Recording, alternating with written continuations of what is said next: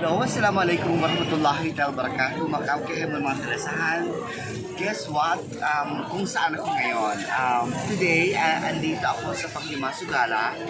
Hello, magkaamkahimon kalasahan. So, itiyan na kita mabato-bato Panglima Sugala. Abdul, mainggahan ka. Itiyan ako Panglima Sugala, Abdul. O mga kalasahan, ayan na alawito, sabto, so tamo may tumabato pang lima sukalay sab.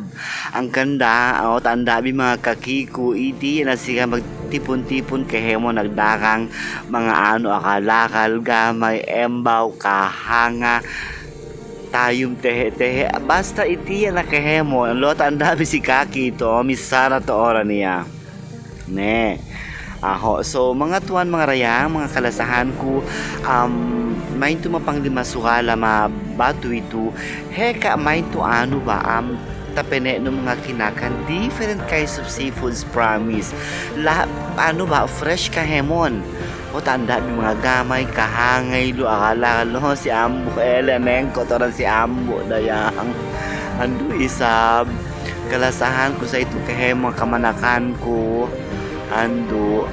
So, ha mga friendship ko na gusto pumunta dito at gusto mag-explore ng bato-bato mapanglima sukala, please come and visit talaga, especially every Saturday dito sa market nila. I'm sure guys magugustuhan nyo. Ang dami nyo makikita dito, from ukay-ukay sa mga knives na handmade na ginagawa, fresh vegetables, niya puto, tanda no puti na as in very paso pa na banana ito, di ba? So ayan pa by Anuvis, bisita na ka pa ito barangay bato-bato pang lima sukala mga kalasahan, di ba? Tanda abi mga lara at oran mga tawil limain tuma lahat ito, promise. Actually second visit ko pa ito ni Bungaw. This is the happiest visit ko pasalan. First time ko rin sampay ito ni Panglima Sukala, mili mga dayong, although kabisit na ako during my first visit, pero this time buat ito talaga ako enjoy kasi heka mga from different barangays.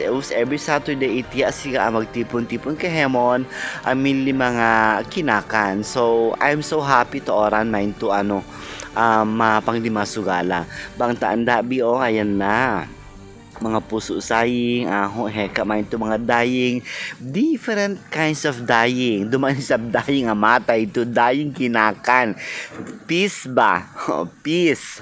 Duman sa peace. Ayan, gamay lo kalakal tehe tanda beri sa kaki mga maram kasakas sa ilo tanda andaon ba ilo mga ayan ito lambi na dumanin sa tape sa lambi, ayan na, di ba ne hoko ilo sarap pinatanambuas ang panilaka dayang na ubusluhay patoran main to masigabang kamili taanda bin mga kahangay lo si kaka niya to orang kahanganan kakilo reng mga kalasahan ko kahemon, mga kamanakan ko tanda biray sabdang ando isab. Actually 6:30 in the morning kami pumunta dito all the way from Bungaw, so parang 30 minutes ride kami by land papunta sa Panglima Sugala. Depende naman yun sa takbo.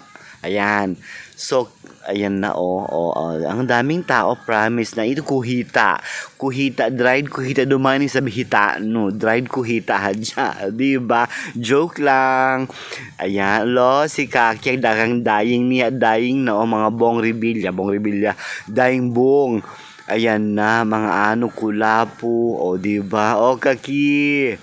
Ne. Ayan na mga ito, mga dying toho ba? Actually, luhay main to pamilya masiyaam. So main to Panglima Sukala every Saturday. Parang happy day siya main to kasi heka mga ukay-ukay, heka mga sayul, heka mga dying seafoods.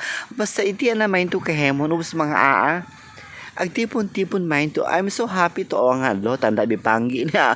Panggi sarap sinanglag. anda, ayan oh, niya day sabsiga ang mga durol. Ayo, di ba?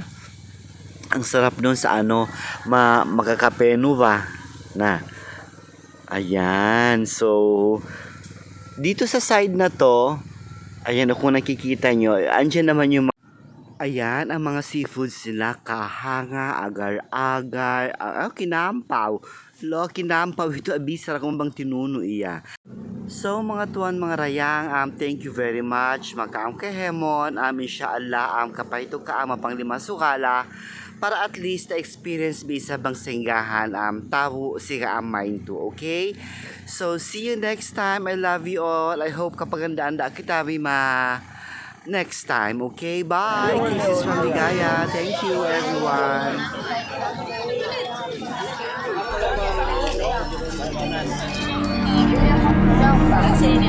Ang gato sa